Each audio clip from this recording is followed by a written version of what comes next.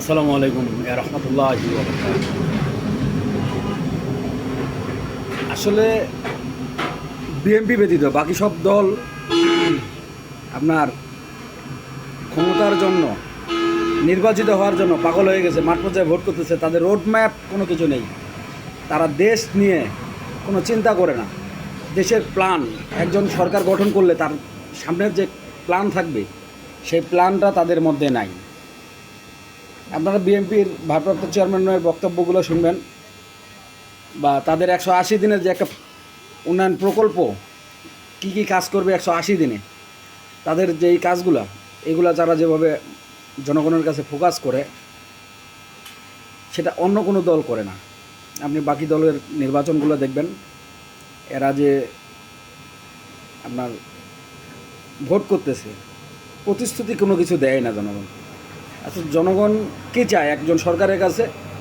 দেশ যেন সুস্থ সুন্দরভাবে চলে, সেই জিনিসটা চায়। কিন্তু আসলে বাকি দলগুলো কি সেই রকম কোনো প্ল্যান দিছে? যেমন ধরেন জামাত, এনসিপি, এবি পার্টি, এদের ভবিষ্যৎ প্ল্যান কি? বাংলাদেশকে নিয়ে কি চায়? এরা কখনো রোডম্যাপ দেয় যে তারা এতদিনে কি করবে, এতদিনে কি করবে, তারা নির্বাচিত হইলে কি করবে? কোনো রকম ইশতেহার নাই, রোডম্যাপ নাই। এরা শুধু মনে করেন ভোট করতে হবে, ক্ষমতায় যাইতে হবে, যাওয়ার পরে কি করবে সেটা তারা এখনও বুঝতে পারতেছে না। আমি জানি না যে তারা ক্ষমতার জন্য এত মরিয়া হয়ে গেছে, জনগণের কাছে এত যায়। জনগণ, আপনারা জনগণ আমার এই কথাগুলো যারা শুনতেছেন, তারা অবশ্যই তাদেরকে জিজ্ঞাসা করবেন যে আপনাদের বাংলাদেশকে নিয়ে কি প্ল্যান, কি রোড ম্যাপ, আপনারা কী করতে চান, কতদিনে কি করবেন, বাংলাদেশ বাণিজ্য কিভাবে আনবেন, বিদেশ থেকে বাণিজ্য কিভাবে আনবেন, রেমিটেন্স, বাংলাদেশে যে প্রবাসে যায় মানুষ, তারা কিভাবে যাবে, এরকম রোড ম্যাপ আপনারা চান। জনগণ যদি দলীয়ভাবে, এরা বলে দুর্নীতি করব না, আমরা হুজুর মানুষ, আমরা কোনো অভ্যুত্থানের শক্তি, আমরা দুর্নীতি করব না।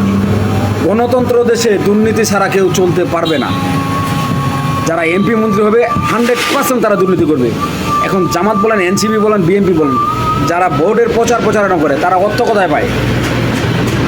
বিএনপিকে কেন্দ্র থেকে কি কোনো টাকা পয়সা দেওয়া হয়? জামাতকে কেন্দ্র থেকে কি কেউ টাকা পয়সা দেয়? কেউ কোনোখান থেকে টাকা পায় না। হয়তোবা ইন্ডাস্ট্রি মিল, এদের কাছ থেকে কিছু কিছু করে এরা টাকা পয়সা নেয়। এটাও তো ভাই চাঁদাবাজি, প্রতিটা দলই নেয়। যদি বলেন বিএনপি, হ্যাঁ, আমার একটা কোম্পানি আছে, আমি সুবিধা নেওয়ার জন্য আমি জামাতকেও দিব, বিএনপিকেও দিব, এনসিপিকেও দিব, কারণ কে ক্ষমতায় আসবে সেটা তো আমি জানি না। এরকম প্রতিটা দলকে দেয়, সবাই দেয়, সবাই নেয়। তাহলে তারা, অনেকে বলে আমরা চাঁদাবাজি করি না, চাঁদাবাজি সবাই করে। গণতন্ত্র দেশে চাঁদাবাজি ছাড়া চলবে না।